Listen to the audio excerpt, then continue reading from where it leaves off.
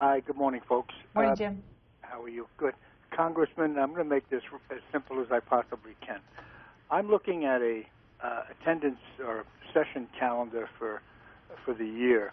And since you're a Republican, the gentleman that was on yesterday, I tried to get in twice to ask them, how can you possibly justify the amount of time you're going to be away or you are away from Congress?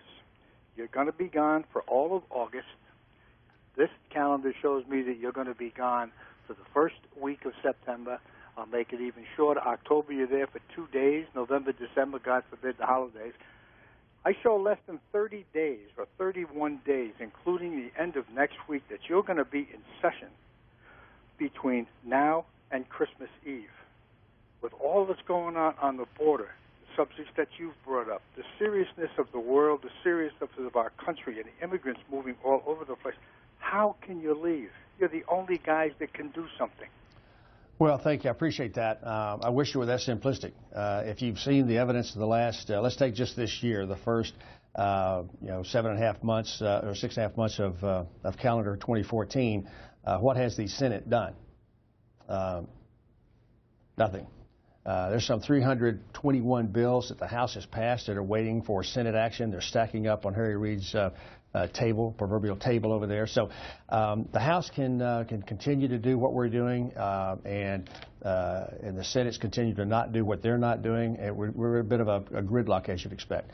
I can't justify going home because that helps me stay connected with the folks that I represent. If you look at my schedule, I'll be doing town halls and events and traveling the district. I've got some 29 counties that I represent. I'll be in many of those as I can during the month of August, listening to my constituents, hearing their perspective, just like I've listened this morning to the callers here, because that's really important for me to do my job. I can't do my job well unless I'm representing those folks and listening to them and hearing what they've got to say, and there's no better chance to do that than when I'm face-to-face with those folks back home. If I thought there was a president who was willing to work with the Republican Congress, yes, we could probably stay more time and justify it. If I thought there was a Senate even who was willing to help us join together with the House and the Senate to pass legislation, would then try to convince the president to sign, yes, then it might make some sense to spend more days in D.C. But to continue to stay here, do the theater that we're doing by passing hundreds of bills, in this instance 321 was the count I saw yesterday, I don't know that helps. It helps what's going on. And I would, if I'm just going to stay up here and do theater, or go home and talk to my constituents and try to get the sense of what they're feeling and where their attitudes are, I've got to do both. And so, we've got a blend of that. That calendar was set last November.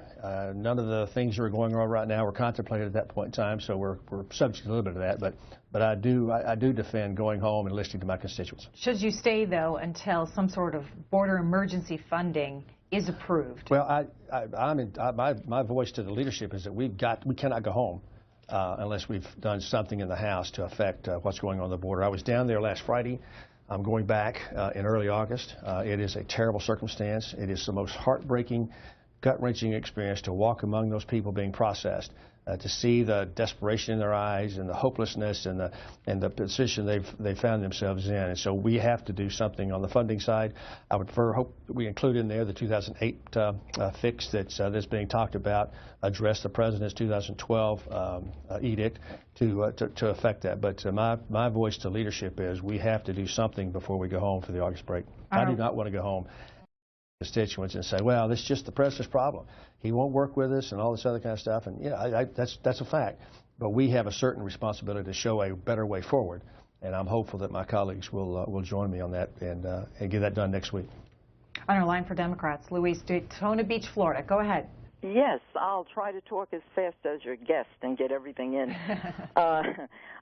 Yeah, I disagree. We shouldn't be bombing Israel. Of course not. How about just holding them accountable? Like recently, last night, I believe they bombed a UN school in Gaza that was supposed to be a safe zone, and also under the 2012 Egyptian plan, and Israel agreed to try to work to lift the unfair blockage of the Palestinians in Gaza. They continue to build settlements, though. That's more important. Also, your guest mentioned triggers that start world conflicts. When George W. Bush invaded Iraq, violating Article 51 of the UN chapter by attacking a country that did not attack us. It's destabilized the Middle East for years to come. Our own CIA admitted 2 months after we invaded that by invading that country for no real cause actually increased al-Qaeda membership 100-fold. Mr. Conaway. Well, Israel has a categorical, unfettered right to defend itself. If you had somebody on the other side who was honoring their side of the agreements, then we might have a conversation, but they're clearly not. They're using the safe zone, they're using schools, they're using hospitals, they're using UN areas to store weapons and to fight from. And when the Palestinians, Hamas does that, then they're bringing that upon themselves. So Israel should have and does have the right to defend itself, defend its people. If either one of our land neighbors were to launch a rocket in the United States, we would not stand for that at all. Israel has shown, I think, great restraint in the hundreds of rockets that were launched before they began this action into Gaza. So I don't criticize our colleagues in Israel for defending themselves and their people, and Hamas brings those problems to themselves when they, in fact, violate those UN agreements for safe zones, etc. The deal that's being talked about now, another revision of this Egyptian ceasefire, is that Israel would agree to some economic relief for Gaza. Should that be the case? Should it be on the table? What are Hamas going to give up? What are they going to start doing? Where's the side of the agreement?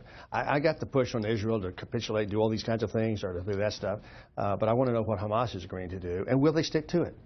It's a group that's choosing. They would rather fight than have peace, and they're just not good partners in a sense. If you're trying to make a deal with somebody, you want to think that they're going to honor their side of the deal, and they have a really rotten history of honoring their side of any deal, any peace deal that they've had. They've broken their side, and so whatever Netanyahu wants to give up in order to get a ceasefire, if he thinks that Hamas will abide by their side of it, then that's really their decisions to make. Do you agree with your colleague, Senator Ted Cruz, Republican of Texas, yesterday, who said the president launched an economic boycott on Israel when the FAA banned U.S. flights going into Tel Aviv? I asked myself that question. The airlines themselves, without input from FAA, were looking at the safety and soundness of whether or not they could fly in there. The FAA has lifted that ban, by the way. Right, yes. After some 36 hours. El Al continue to fly as you would expect them to do that. But because the airliners themselves, American, United, and other, were actually looking at that issue of stopping their own flights on their own, I don't know. I mean, I don't know that FAA didn't decide to do that, or this White House didn't to try that, but clearly the impact have been, had they extended that very long, it would have had an economic impact on Israel and might have folded. But I don't know that the White House intentionally did that. I haven't any evidence one way or the other, but I do know the impact of it would have caused an economic hardship on Israel. Munford, Tennessee. Fletcher, on our line for Republicans. Yes, do you hear me? Yes, we can. You're on the air. Okay, I just want to make a comment. About the military. That I'm a retired disabled veteran. I did 32 years in the Navy and in the Army. And the military today, they're expecting this 100% volunteer, and I don't believe they're going to get it in the future. I think the young men and women are losing the trust of our federal government, and they're not going to want to serve because today they're handing pink slips to soldiers in the field, and those soldiers do not need that burden. They've got enough worry on their mind as it is. All right, Fletcher. Well, you're speaking right to a great impact of reducing the size of the service. If you go through the mechanics of talking about end strength and reducing the size of government spending, reducing the size of military spending, that ultimately filters down to somebody losing their job, somebody having to do something differently. Those pink slips went out to about 1,100 captains the last week or so. The Army's doing the best job it can to try to feather that impact across their careers and across their lives as best they can. They've got about a year in which to work out transition plans. I spoke last night with the head of the Army Reserve. They can take every single one of those captains into the Army Reserve and allow them to continue to serve and continue to build retirement plans and those kinds of things. This is hard, and it's unfortunate, and it shouldn't be happening. But the President led this effort, and I lay this misery at his feet. I